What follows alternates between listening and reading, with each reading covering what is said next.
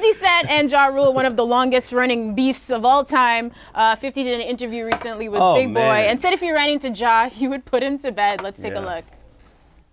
In 2018, if you seen Ja Rule, it's not like some on-site type of stuff, right? I done put him to bed. Okay. Like if you had, you the one who brought his name up. No. You the one. You talk throwing CD. Can we put up Ja Rule's tweets? They're too small for me to read, but he essentially says that 50 don't really want no problems, that he minds his own business, but 50 keeps calling his name. These two did bump into each other a while back and nothing happened. Is 50 just joking here? Does he really want any problems with... Can I take this one first? Go ahead. I know both of these guys. I've done more business with 50 Cent. And I think that this is, it's silly. It's gone on too long, almost 20 years. I think that it's old, it's sad. And it continues the stigma that men of color, no matter how much money they make or how much prestige they get, they're still troublesome.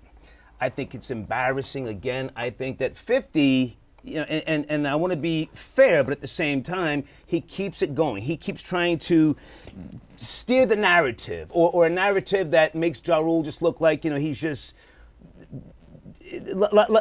like he's just totally a whipping boy. Such is not the case. Years ago, Ja Rule and Irv Gotti came on my show, starring Buck Wild on Hot 97, and they brought paperwork. The paperwork it makes 50 Cent look really bad. I saw the paperwork with my own eyes. I didn't clown 50 about it. I kind of just, push it to the side, but there is paperwork that exists. And I think that this is why 50 still... Paperwork could be anything. Could be a contract. Hang on. This is why 50 still to this day wants to steer the narrative of Ja Rule just being, again, somebody who's just totally beneath him. You were saying? So what paperwork did you see? Are we talking about... paperwork is a very broad term. How about we get 50 to come here and tell us about the paperwork? Well, I could tell you what Ja and Irv alleged the paperwork was about. It was an order of protection that they claimed that 50 Cent filed against them. Was that the paperwork? That was the paperwork, yeah.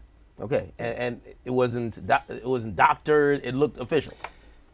Here's the thing. Even if, we can sit here and speculate about what that paperwork entailed, I think it's sad that two men, and I'm more so putting it on 50, can't get past the bullshit. If you look at the Migos and the Glow Gang, they had tension, punches were thrown over a fucking chain, but they got together and took a picture and moved on. Why can't 50 and Ja Rule get together and move on? It's a bad look. Well, I mean, if I'm hearing it from 50 correctly, this is some street shit that obviously will never get settled. And you should know. It should get settled. It should. Well, I mean, however people deal with that is how they deal with it. I do think on a business level, when you're now doing interviews and you're now almost a mogul in the game like 50, and also Ja is so much far removed from that, you're not bringing that up every interview like, yeah, I can't wait to see him, blah, blah. But of course, you got to understand the interview is asking 50 about that. My thing just resonates with this. Actually, Ice Cube's son brought it up. He brought this into the conversation, and then he's sitting there fucking giggling, on some sucker shit. And I still blame 50 because we've seen how 50 markets and promotes anything. 50 could have briefs coming out. He will beef with Diddy or say some wild inflammatory thing about Diddy and hashtag it with the brand of the briefs. It's his way of promotion. He came up in the game promoting everything through beefs and conflict. And I think, unfortunately, especially like in 2007 when he tried to do the conflict with the Kanye, and he's trying to say, okay, this is the way we're going to market this album, he finally realized the tides were changing a little bit. Not because you have problems or you have issues with people, doesn't mean niggas want to buy your product anymore. All that, I don't agree with anything you've just said, but at the same time, again, men of a certain age need to at some point just say, you know what, that ain't about nothing. He's sitting there with Big Boy and he's feeding into it, he's smiling, then he's doing the little whatever the fuck that was. I mean, I like the guy, but at the same time, I mean, he does too much for me, for my own taste. I see a thumbnail with 50 Cent, I go right by. I don't even want to hear what he's got to say. That's so ironic of you saying that.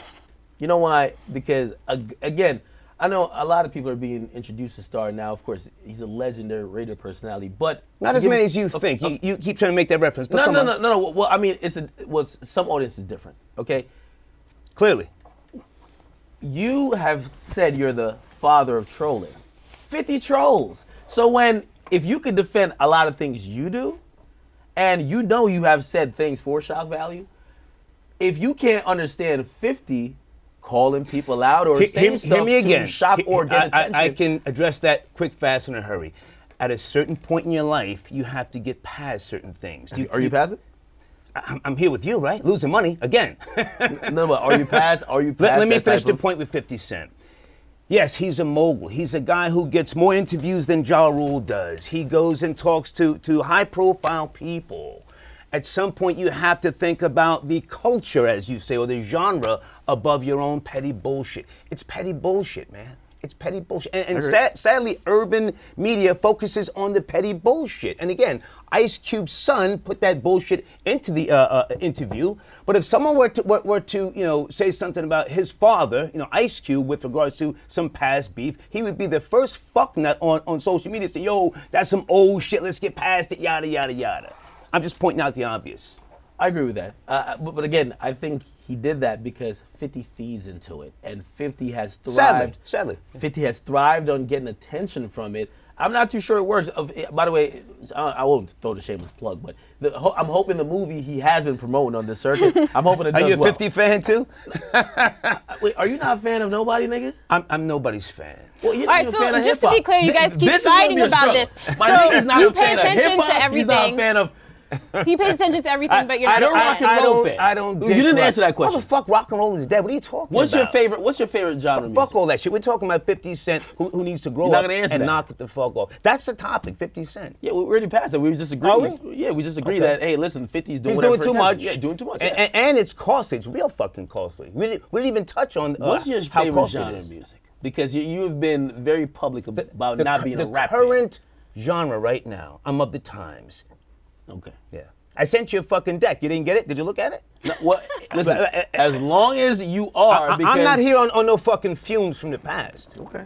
Okay. Gotta make sure, man. Yeah. Gotta make sure. Listen, I want to get the star in like 03, 04. I don't want to get the burnt out. nigga. How old were you back then? I don't know, child, man. I was going to like middle school or some shit. Really? Like, Really? like just listen to you. Get up to times.